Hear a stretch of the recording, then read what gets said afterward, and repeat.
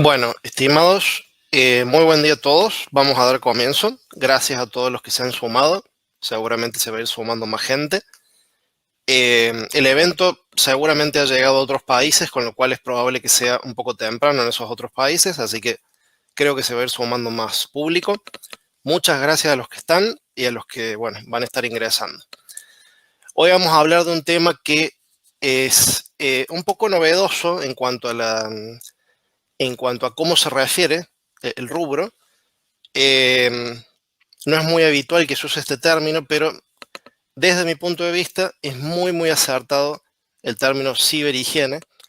Oigan, pasando brevemente por medidas de ciberhigiene también personal. Y bueno, y vamos a ir recorriendo este término que, por lo menos la primera vez que yo lo vi, me sonó un poco extraño porque suena a algo médico, a algo de la salud. Pero bueno, tiene mucha relación y muchas analogías. Y me parece que en base a eso es que es interesante, es fácil de aprender y bueno, es fácil de llevar a la vida personal también. Y bueno, muchas de las buenas prácticas de la vida personal son trasladables también al ámbito corporativo.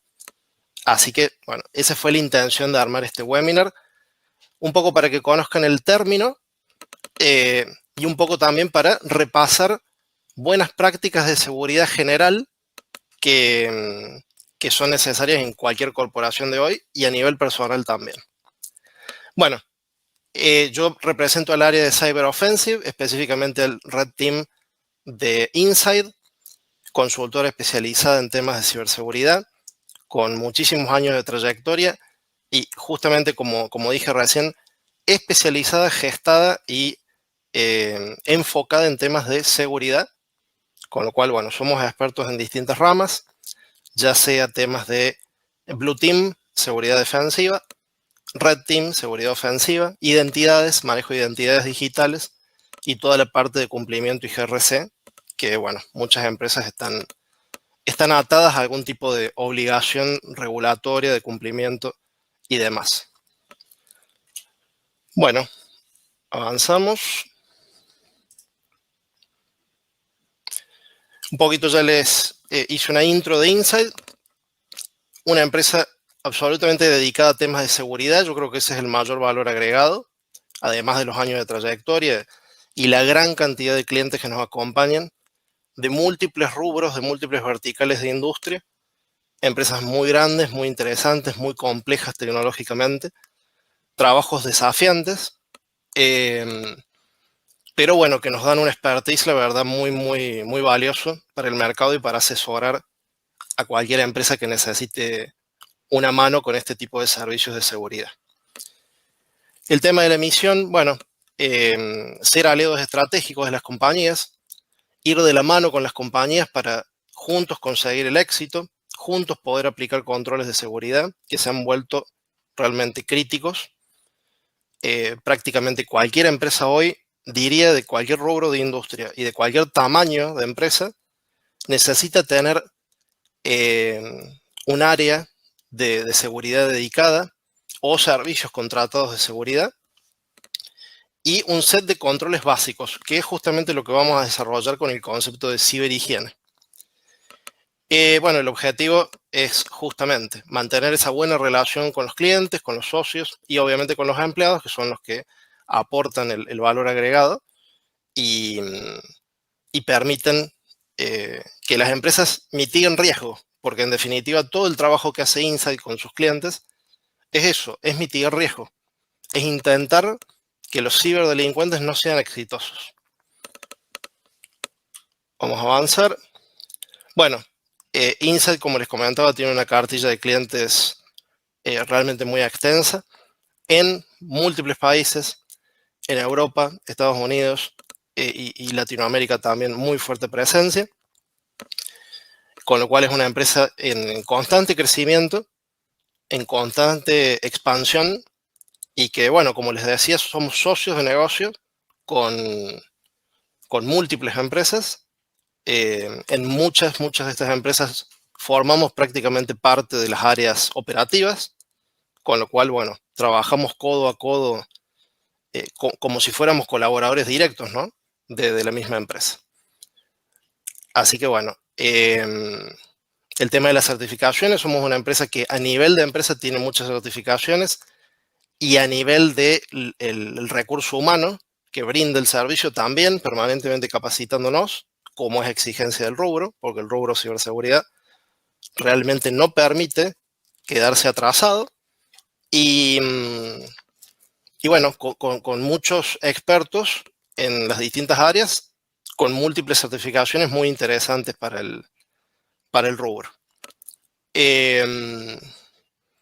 Bueno, la empresa tiene base en Argentina, pero tiene operaciones y oficinas en varios países, como ven ahí en el gráfico, con lo cual nuestra llegada es importante a varias regiones. Eso también aporta muchísima experiencia, expertise, conocimiento de normativa, conocimiento de regulaciones de compliance, experiencias que se pueden extrapolar en una región o en un cliente, en otros clientes, con lo cual hay un proceso de mejora continua muy interesante que se da dentro de Insight. Bueno, ¿quién soy yo? Todavía no me había presentado. Carlos Tapia. Soy actualmente el líder del Red Team en el área de seguridad ofensiva. Soy ingeniero de sistemas a nivel universitario, con posgrado en especialización de seguridad informática. Tengo la certificación CISP, que es un estándar muy importante en el rubro de ciberseguridad.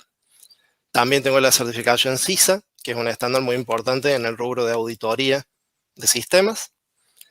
Y bueno, ya tengo unos 20, un poquito más, de años de experiencia en el rubro, tanto en IT como auditoría, como seguridad defensiva y un poco más recientemente formalizado un puesto de seguridad ofensiva, con lo cual creo que he recorrido prácticamente todos los puestos en los que uno puede estar en el rubro de seguridad de la información, seguridad informática, ciberseguridad, y yo he visto toda la madurez que ha ido cobrando el tema.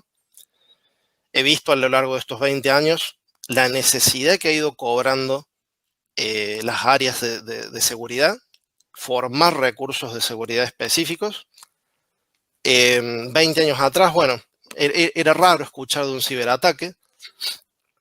Hoy la verdad que un ciberataque directamente no hace falta entrar a sitios especializados de ciberseguridad. Uno directamente lee ciberataques en los periódicos normales de interés general.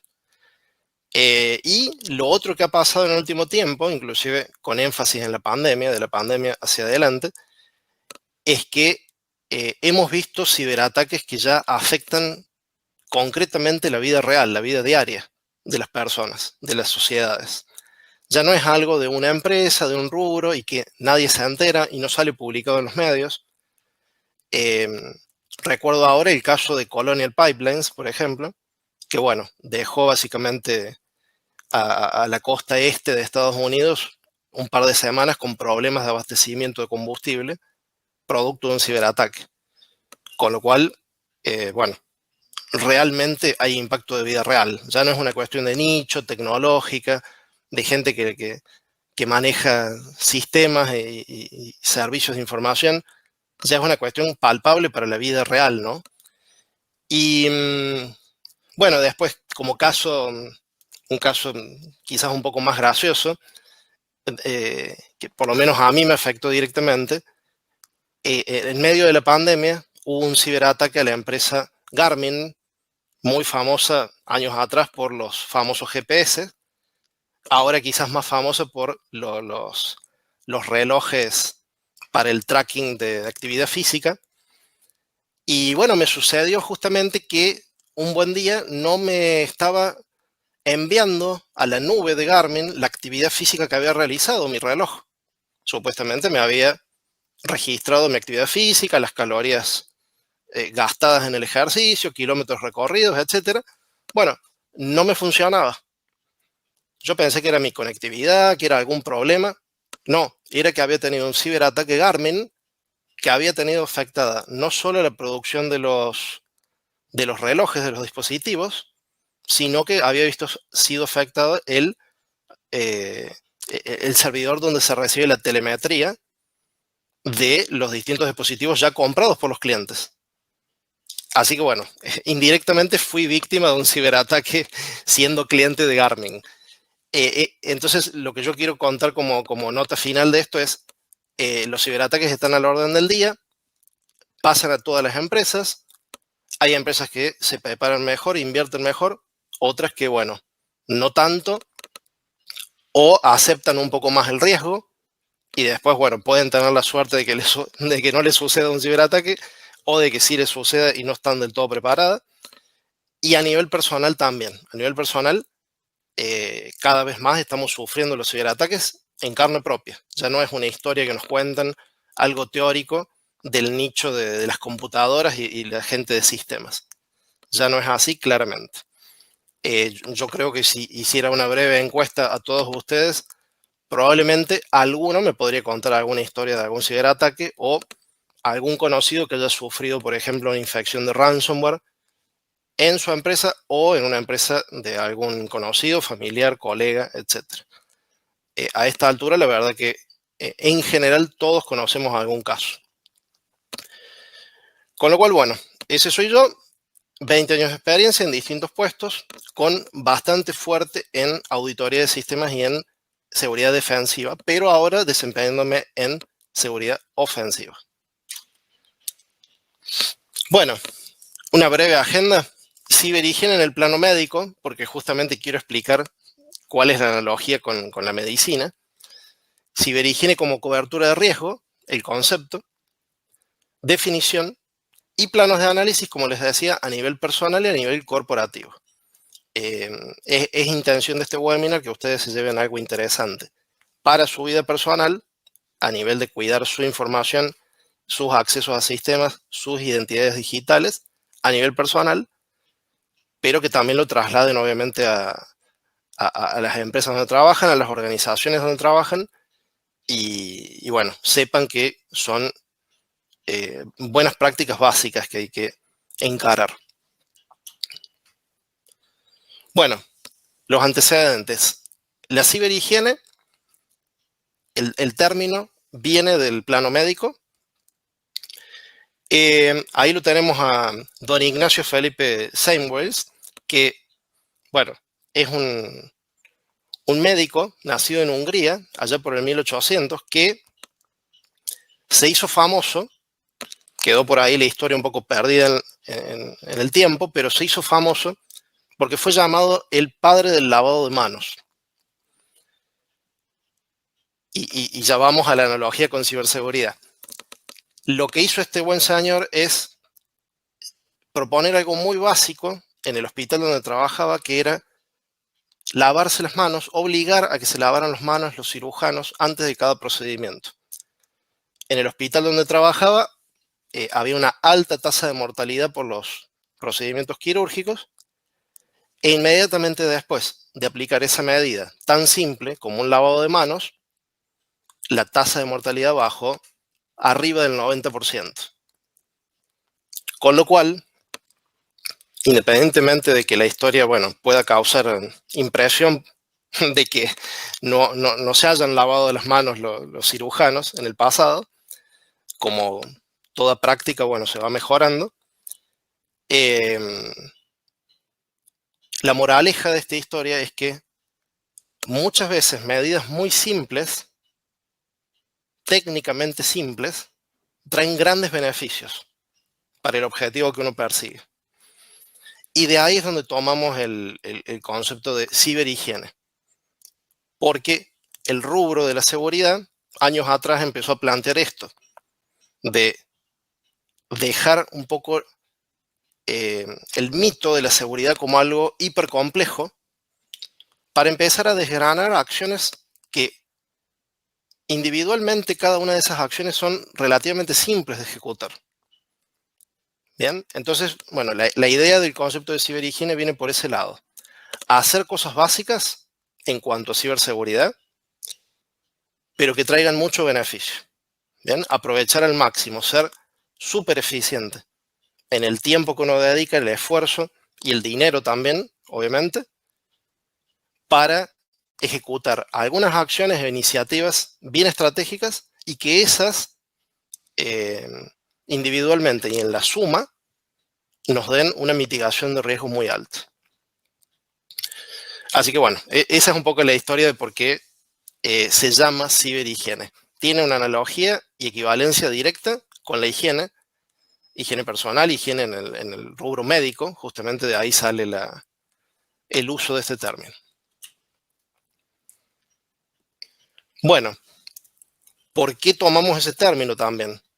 Más allá de esta historia, de este médico, que bueno, fue llamado el padre del lavado de manos, la ciberseguridad en general tiene muchas analogías y equivalencias con temas médicos.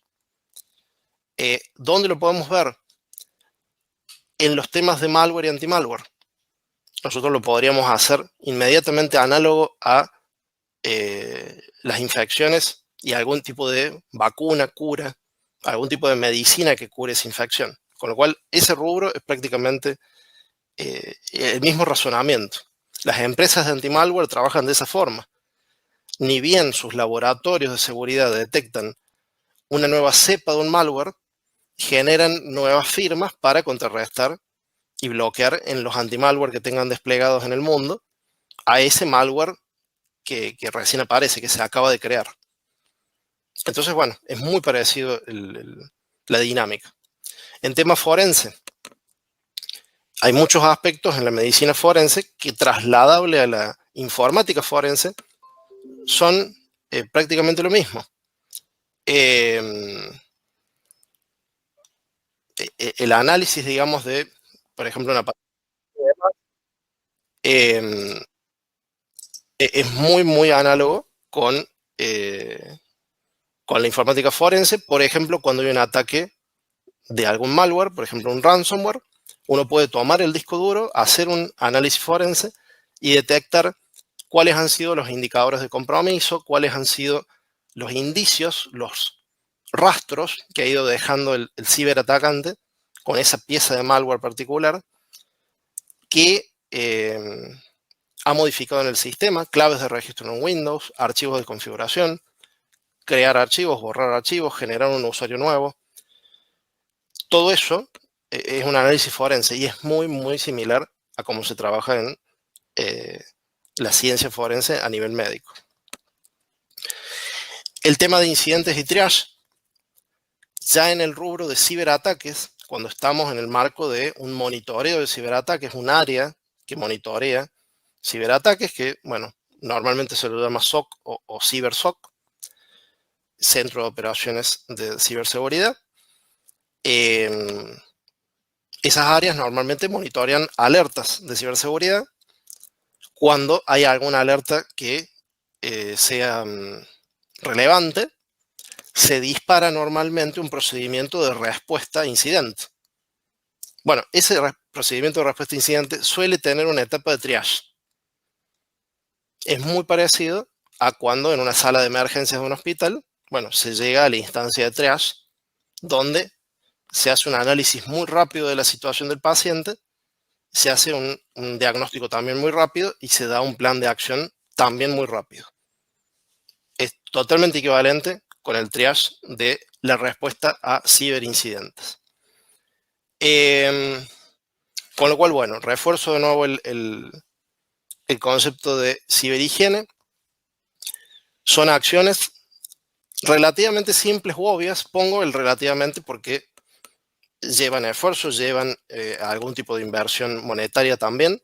Son horas hombre, de una u otra forma, son horas hombre. Pero como les decía, en caso de cumplirlas, nos agregan altísima mitigación al riesgo. ¿Bien? Son muy eficientes. Bueno, continuamos. Una definición un poco más formal. Lo que busca la ciberhigiene es mantener la salud del sistema y mejorar la seguridad. Bien, algo que, bueno, ya hemos explorado conceptualmente. Se busca garantizar seguridad de identidad, entre otras cosas. Bien, se protegen las identidades, pero bueno, el sistema como un todo en realidad se protege. Y bueno, acá de nuevo traemos a colación la analogía con la seguridad, con la higiene física, perdón, la ciberhigiene. También lo que encara es mitigar el deterioro natural que tienen los controles. ¿Qué quiero decir con esto? Cualquier control que nosotros implementemos, por ejemplo, controles de ciberseguridad, es natural que con el tiempo se vayan relajando. Pasa en todos los ámbitos de control. Los controles deben ser controlados, por más que parezca un juego de palabras. Y bueno, ahí también entra la ciberhigiene, con algún proceso de autocontrol, ¿bien? Que puede ser de la mano de auditorías, puede ser de la mano de procesos de Red Team, escaneo de vulnerabilidades, en fin, algún tipo de autodiagnóstico que nos informe cuán eficaces vienen siendo los controles implementados. ¿Bien? El origen del término, la bibliografía habla de que apareció alrededor de 1990, las primeras veces que se mencionaron en el medio corporativo la ciberhigiene. Particularmente y personalmente yo lo vi en vivo y directo en la RSA Security Conference del 2020 en la ciudad de San Francisco, en Estados Unidos. Pude participar en una charla específica donde el Center for Internet Security, que es una organización muy reconocida que brinda guías de hardening de sistemas y que brinda imágenes hardenizadas de sistema operativo y brinda, bueno, mucho asesoramiento para la comunidad y algunas otras herramientas más en pos de mejorar los niveles de seguridad de las organizaciones. Bueno, en esa charla el Center for Internet Security, que es toda una entidad para hablar del tema, trajo a la mesa de nuevo el término ciberhigiene. Eran momentos donde a días nomás se iba a disparar la pandemia, las cuarentenas, etc. Y bueno, a mí me quedó muy marcado el término porque fue muy utilizado después durante la pandemia. Durante la pandemia hubo que hacer en muchas empresas acciones muy rápidas. Ejemplo, el tema de la VPN, los accesos remotos, hubo que regularizarlos muy rápido. Muchas empresas que venían sin doble factor de autenticación, al tener que enviar todos o casi todos los empleados a la casa, tuvieron que activar algún medio de segundo factor. Y bueno, recuerdo que el concepto de ciberhigiene en la RSA Security Conference fue muy bien tratado. Y bueno, es uno de los motivos también por los cuales yo propuse dar este tema en la charla de hoy, porque me parecía interesante para poder comentárselo a todos ustedes. Bueno, encaremos ahora el plano personal, podríamos decir la ciberhigiene a nivel personal. Hay muchas coincidencias, obviamente, con el plano corporativo, porque hay controles tecnológicos que aplican al usuario, ya sea a nivel particular o ya sea al usuario como colaborador de una empresa. Pero bueno, tomémoslo en principio como algo más dirigido a la persona, al individuo, a los dispositivos que manejamos, el celular, una tablet, la computadora personal, los dispositivos IoT. ¿Qué controles tenemos? Utilización de contraseñas. Tenemos que tratar de esforzarnos en usar las mejores contraseñas que podamos. Hay toda una iniciativa a nivel global de cada vez más dejar de usar contraseñas, pero no es algo que ya se ha extinguido, con lo cual, mientras sigan existiendo las contraseñas, vamos a tener que tratar de definir contraseñas lo más robustas posible. Es también importante, y es clásico para los ataques que se van reportando, no utilizar contraseñas repetidas en distintos sitios. Y otro clásico ataque es no guardar las contraseñas de una manera no segura. Tratar de utilizar algún tipo de bóveda segura de passwords. Siempre que se pueda utilizar MFA, algún tipo de doble factor en cualquier sistema que nos lo permita, cuando nosotros tengamos la opción de usar o no usar, hay que tratar de usar. Hay sistemas un poco más legacy que, bueno, todavía no han sido adaptados para tener directamente un doble factor de autenticación. Ahí no vamos a poder hacer mucho. Sí podemos asegurarnos de que la contraseña en esos casos sea más fuerte de lo normal. Mantener sistemas operativos y el resto del software actualizado. Esta es otra gran fuente de ciberataques. Tener software que tenga algún tipo de desactualización y esa desactualización implique que ya haya vulnerabilidades publicadas y que algún ciberdelincuente pueda llegar a explotarlas. Con lo cual, inclusive a nivel personal, tenemos que tener algún ciclo de actualizaciones. Cuando Windows nos pida instalar parches, tratemos de obedecerlo, digamos. Uno normalmente está trabajando y, bueno, uno pospone o trata de posponer. Bueno, a nivel personal, inclusive, yo creo que hay que tratar de hasta elegir un día de la semana donde uno va a decir, bueno, se lo voy a dedicar a un servicio técnico que debo hacerle a mis dispositivos, que a veces son temas de funcionalidad, temas de velocidad, de performance, pero bueno, también entra el rubro de seguridad y actualizarlo en cuanto a parches de seguridad. Esto aplicable también a nuestros dispositivos móviles. Cuando un celular Android pide actualización, bueno, deberíamos obedecerla porque muy probablemente haya vulnerabilidades por detrás que podrían ser explotadas en caso de no actualizar. Eso como regla general. Después podremos ver sabores. Otro tema muy importante que también coincide con estrategia corporativa es el anti-malware. Todos deberíamos tener en cada dispositivo que utilicemos algún tipo de software anti-malware.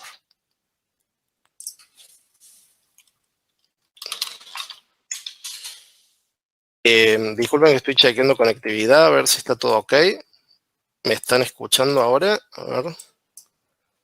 Perdón que estoy chequeando en vivo. Bueno, perfecto.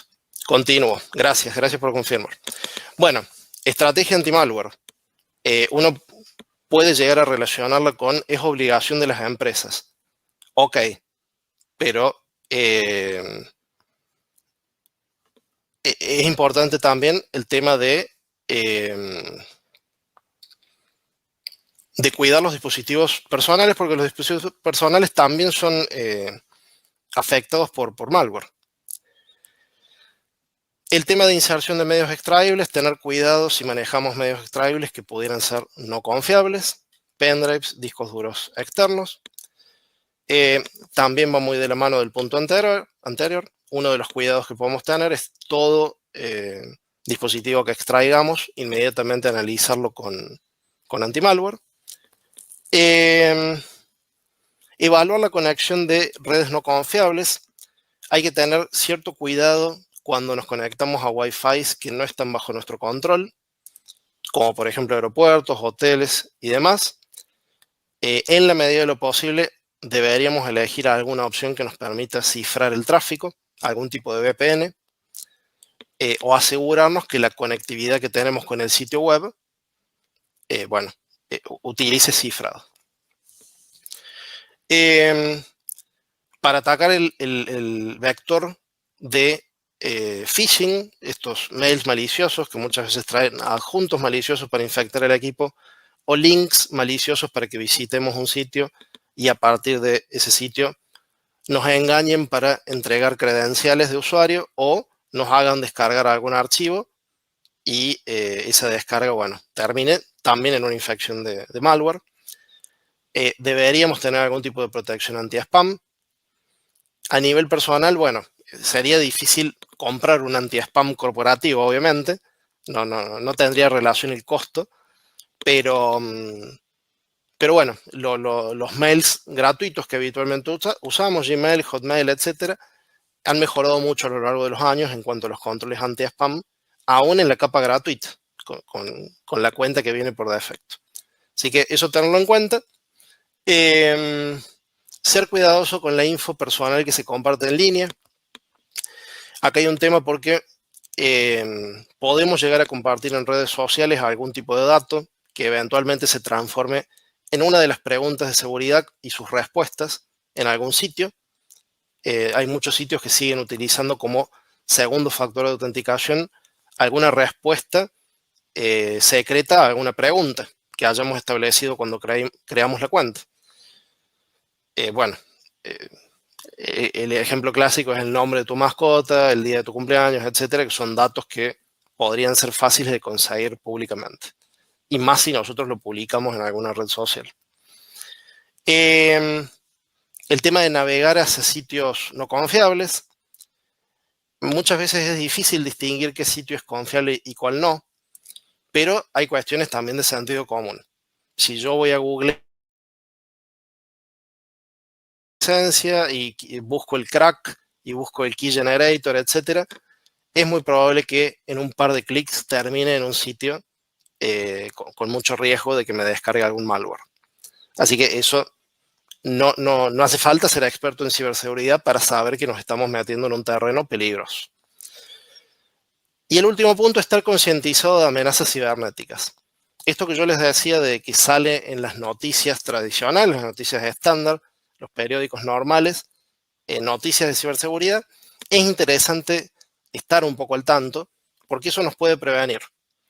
A nivel personal tenemos la casuística muy utilizada de fraude, con lo cual es importante leer esas noticias también de fraude cuando se hace por redes sociales, cuando se hace por WhatsApp, etcétera, que, bueno, nos puede prevenir de tener dolores de cabeza. Esto sería un pantallazo a nivel personal y vamos a ver a continuación a nivel corporativo.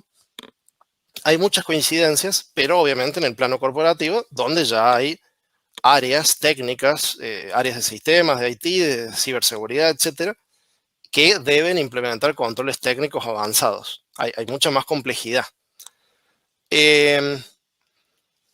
Algo que puede ser obvio, pero a nivel corporativo, y que lamentablemente no todas las empresas pueden cumplirlo, muchas veces por el tamaño, por la distribución de áreas, por el número de personal, por la madurez de empresa, es el tema de tener un área dedicada a ciberseguridad. Yo ahí lo que les traigo un poco a la mesa es que para las empresas que se les complique formar un área de ciberseguridad específica, dedicada, existen servicios denominados Virtual CISO, con lo cual hay un asesoramiento, una consultoría tercerizada, pero muy similar al servicio que brindaría un gerente de ciberseguridad. Con lo cual, a tener en cuenta eso. Bueno, algo bastante básico para las empresas, reforzar controles de acceso lógico y manejo de identidades digitales en varios aspectos. Esto lo vamos a mencionar también con énfasis más adelante. Está la autenticación. Acuérdense que autenticación, y para el que no sepa lo refuerzo, autenticación es si te doy acceso o no a un recurso, pero después autorización es que te permito acceder dentro del recurso al cual ya pudiste ingresar. ¿Bien? Ya son permisos dentro del recurso al que accediste. Muy de la mano de eso va el password policy. ¿Ven? Siguen existiendo las passwords, entonces es muy importante tener una política de password equilibrada en cuanto a exigencia de la complejidad y la usabilidad del usuario también. Énfasis en el MFA. Prácticamente cualquier identidad digital de nube corporativa hoy es muy riesgoso tenerla sin MFA. Así que bueno, las empresas han hecho un esfuerzo muy grande desde la pandemia en adelante. Algunas a fuerza de ciberataques, de robo de identidades digitales. Entonces yo lo que dejo como mensaje es aquella empresa que no haya encarado un proyecto MFA, me parece algo totalmente vital. Implementar controles a nivel de red, esto también para una empresa es muy importante, sobre todo las empresas que mantienen mucha infraestructura on-premise, la infraestructura tecnológica tradicional, que no es todavía de nube. Firewall, IPS, antibot, anti-malware, anti-spam, proxy, todos esos controles de red estándar, digamos, tratar de llevarlos a tope de prestaciones, toda la funcionalidad que puedan entregar. Evolución para el monitoreo de las alarmas que mencionamos recién, formando un CyberSOC interno o contratando un servicio tercerizado de CyberSOC para poder hacer detección temprana de ciberincidentes y dar respuesta rápida para mitigar riesgo cuanto antes, ¿no? Acá el tema de la velocidad es muy importante. Un tema muy relevante para las empresas y que la gran mayoría falla de manera muy crítica es el inventario de hardware y software. Las empresas muchas veces no saben qué tienen en su infraestructura y no les estoy hablando de un detalle de una estación de trabajo más o menos. Estoy hablando de desconocer muchas veces gran parte del parque de servidores. Con lo cual, las empresas yo creo que tienen que hacer un trabajo muy fuerte en el rubro inventario. Los controles de inventario ya son exigidos por prácticamente cualquier compliance, cualquier normativa. Y no es algo arbitrario, no es antojadizo. El inventario es el origen de un buen plan de ciberseguridad posterior. Si yo no tengo un inventario, no sé a qué le voy a otorgar controles de ciberseguridad. No estoy midiendo bien el riesgo porque estoy quedando ciego de cierta parte del ambiente tecnológico. De nuevo, control de acceso en el tema de autorización. Esto, complementando lo anterior, es revisiones de autorización. Muchas veces los permisos han quedado bien seteados al origen de la cuenta, pero la cuenta, la identidad digital, tiene un ciclo de vida que tiene que tener algún proceso de revisión. También en el rubro de acceso remoto, tender a la metodología de Zero Trust, con lo cual, bueno, la filosofía es no te doy acceso y demostrame que sos un equipo y un usuario confiable, presenta doble factor de autenticación, demostrame que tu equipo está correctamente parchado, que tu equipo tiene el antivirus actualizado y recién ahí te permito acceso a mi red. El uso de Privileged Access Management para manejar cuentas privilegiadas, los root, los administrators, los admin de las bases de datos, todo eso debería ser manejado por alguna bóveda de passwords, con algún proceso de autorizaciones y demás. Controles de redes, pero para segmentación, esto lo está pidiendo también muchos de los compliance. El tema de que estén separadas las estaciones de trabajo de los servidores, entre los servidores menos críticos de los servidores más críticos. Cuando hablamos de la normativa de tarjeta de crédito PCI, bueno, directamente se pide que la red PCI esté aislada, con lo cual, bueno, a nivel normativo es algo muy solicitado y que no es algo que deberían hacer las empresas solo porque lo pide un compliance. Es un beneficio de seguridad, de mitigación de riesgo real. Permite aislar ciberataques y bajar bastante el riesgo. Uso correcto de criptografía. Muchas veces la criptografía está a disposición, pero no se usa correctamente. Se terminan eligiendo algoritmos obsoletos, débiles, con algunos problemas, cuando teníamos a disposición algoritmos modernos y fuertes. Esto es un consejo también de la experiencia. Muchas empresas no están obligadas a seguir algún marco regulatorio, no tienen una auditoría formal PCI, SOX, 27001, etc. Yo les recomiendo que aún así, no estando obligados, traten de generar un plan de seguridad basado en alguna de estas normativas, que podría ser la 27001 con su norma hermana, que es la 27002, que es el catálogo de controles de seguridad, o la Special Publication 853 de la NIST, o el mismo Framework de Ciberseguridad de la NIST. Y otros más, pero bueno, estos podrían ser los tres fundamentales.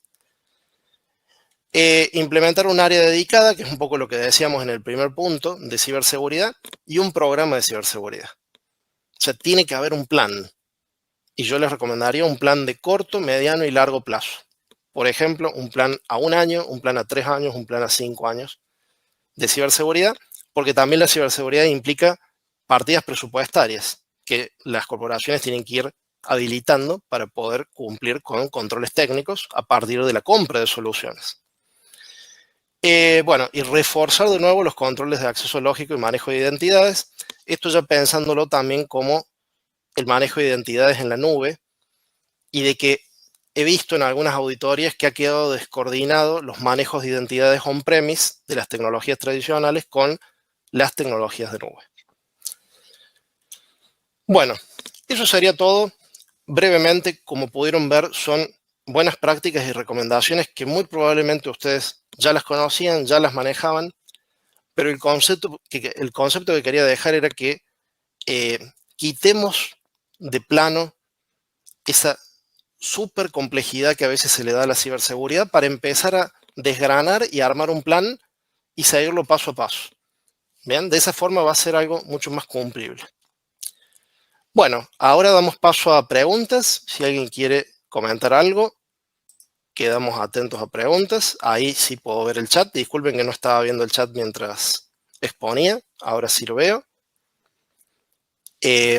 Si no hubiera preguntas en el chat, no hay problema. Ahí tienen mis datos de contacto, con lo cual, sin problema, amablemente yo les respondo la consulta que me envíen.